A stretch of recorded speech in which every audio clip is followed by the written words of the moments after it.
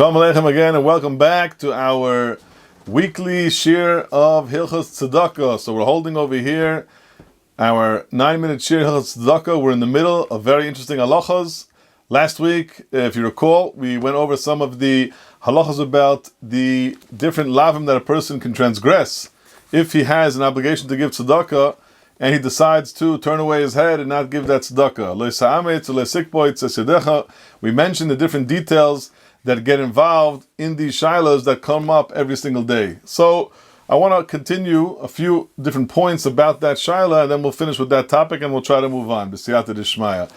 One thing we mentioned at the end of last week's shir was very important, is to remember that when people who are going around to collect money, or even if somebody who comes to your house and asks you for money, if he is a gabbai tzedakah, so if a person for whatever reason is not able to give him, or he doesn't want to give right now, whatever his decision is, he has to remember that a gabbai tzedakah doesn't have the same halacha as the poor person himself. Whereas if the poor person came and approached you and asked you for tzedakah, that's when all these halachas apply of whether or not we can turn away our head from giving him, etc., etc. But to be able to go and approach a gabbai tzedakah, that's something which is much different. And since he's only representing the poor person, so these halachas don't apply, meaning the person will not be transgressing it if for whatever reason he is not able or doesn't want to go and give the tzedakah to the person coming around to collect.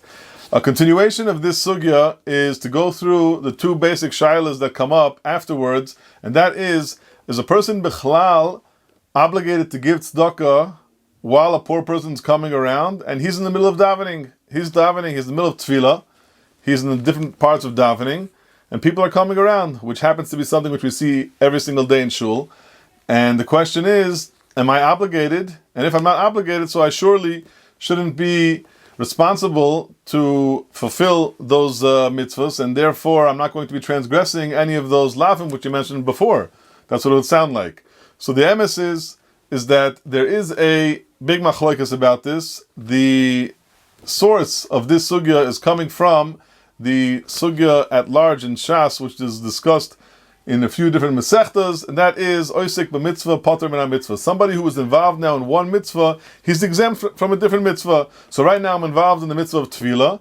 Why should I go and be obligated to do the mitzvah of tzedakah? And that is the opinion of some of the great poskim that bring down this discussion in some of the different svarim and in some of the different shas and shuvas svarim. And it comes out that people are allowed to go and continue their davening if that's how they feel, especially if it will go and bother their concentration. And it would also come out that they would b'chalal not transgress the lav of lois ha'ametz and lois sikboitz by not giving a person, if he comes and approaches you, especially like we said before, the poor person himself comes in the middle of davening, he's approaching you while you are davening.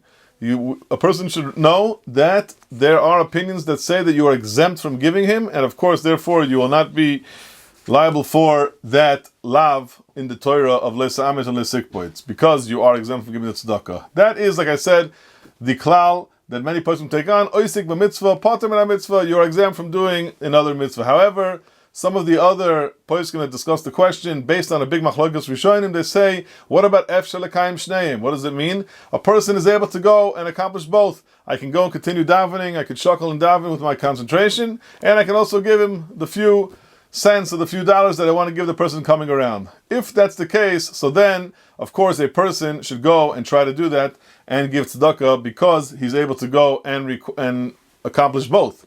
So that is some of the opinion, like I said, of some of the greater poskim based on a machlokes rishonim, and therefore it would be a good thing to do if a person can go and give tzedakah even if he's in the middle of davening. Obviously not in the middle of Shmoneh Esrei. We'll discuss that in a second, the different parts of davening when a person should not give and when they should give. So according to this opinion, like I said, it's a good thing to do, and if somebody can go and do it and it won't bother his concentration, great, unbelievable. However, what we should point out, and it's important to know, that different Gedolei Yisrael, the way their hanhaga was, which is like you see many people did, is that they would put money aside on the table, and like this, a person can go and he'll figure it out. Maybe it might take a day or two, but he'll figure it out. And when he comes by, this person is leaving for me $1 at the side of his stender, at the side of his table, and that is something that they can do. You can go and take the money on the side, and everything will be great. Nobody will be disturbed.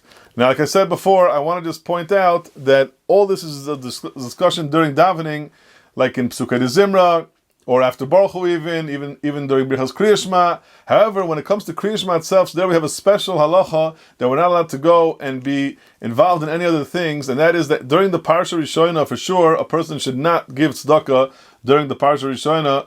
And of course, it should be obvious to the collectors, they should know this by now, that during the first Parsha of Kriya Shema, they should not go around in the shul. Sometimes you have to be dan l'kav zchus, they don't necessarily notice exactly where the person is holding in davening, but if the shul is holding in the middle of Kriya Shema, or starting in the beginning, the first Parsha, then it is forbidden to go and give tzedakah, because you can't go and make a hefsek in the first Parsha. If it's the second Parsha, so there's a big machloikas over there, and somebody wants to be lenient, he can go and give tzedakah even in the second parsha of Kriya Shema.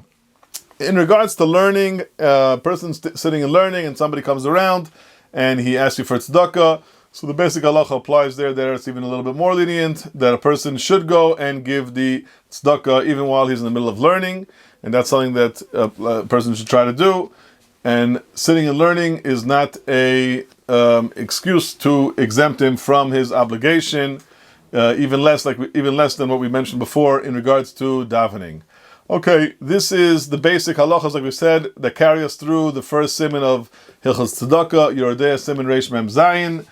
I must point out there, like we said, the tremendous amount of bracha that's involved in giving tzedakah. It's unbelievable when you open the Shulchan Aruch. I'm looking inside now, and you see some of the halachas that are brought down in Shulchan Aruch. The Shulchan Aruch wrote a halacha sefer, and in this halacha sefer that he wrote how we should behave, he wrote over here also that he never saw, he says, La'olam ein adam ma'oni min tzedakah. I never saw a person who became poor from giving tzedakah. Another sif he writes here, Kol merachim ala aniyim HaKadosh Baruch Hu merachim alav. A person who was blessed with wealth, and he has the opportunity to go and be a shliach of HaKadosh Baruch Hu, to go and spread his wealth to poor people, Hashem will also have tremendous mercy on him. When we show signs of giving mercy to other people, HaKadosh Baruch Hu will give us rachmanos back to us. Unbelievable. You look in this halacha sefer of the Shulchan Aruch, and these are the different tidbits from Chazal, how important it is to give the tzedakah.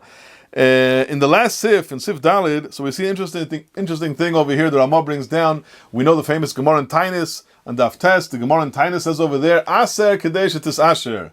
Right? A person should go and give his meiser in order to go and receive wealth. So the Ramah writes over here, he says that a person is allowed, we know that we're not allowed to go and test the Kadosh Baruch Hu.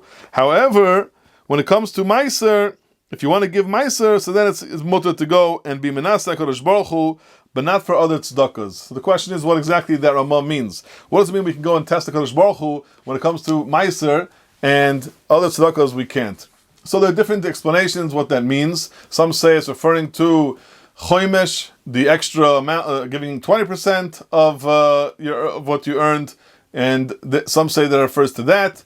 Others say different pshatim, that the basic thing is that when a person is giving his meiser and he wants to see if HaKadosh Baruch Hu is going to make him wealthy by giving that, so that he could test Hashem. But other tzedakahs, regular tzedakah that a person wants to give to a poor person, so there it's not referring to that. So the basic understanding of what this Ramah is saying, based on the Gemara in Tainis Daf Tes and other places in Shas, we see over here that a person is allowed to test Hashem. Hashem, I want to show you that I am trusting what you say. I give over here meiser to many people who need it, and I want to see that in return I'm going to become rich. So it's an open halacha over here in the end of Reish Mem Zayin, in Sif Daled, the Ramah brings it down. You're allowed to go and test a Kadosh Baruch Hu in regards to giving your meiser money. An unbelievable thing.